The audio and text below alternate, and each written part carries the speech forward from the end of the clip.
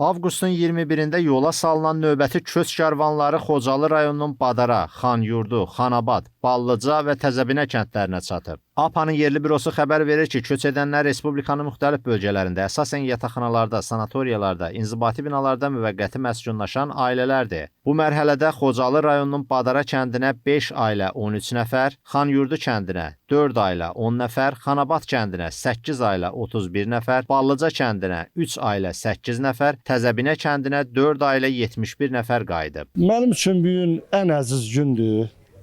Doğma torpağıma qayıdıram. Şükürlər olsun. Allah prezidentimizi qorusun. Allah şəhidlərimizə rəhmət eləsin. Qazilərimizə can sağlıq versin. Gözəl də ev verilib mənə. Remont olunub. Hər şey içində şəraiti var. Ailəm də, nəvələrim də çox sevinirik. Mən bu günləri neçə illərdə dua eləyib gözləyirəm.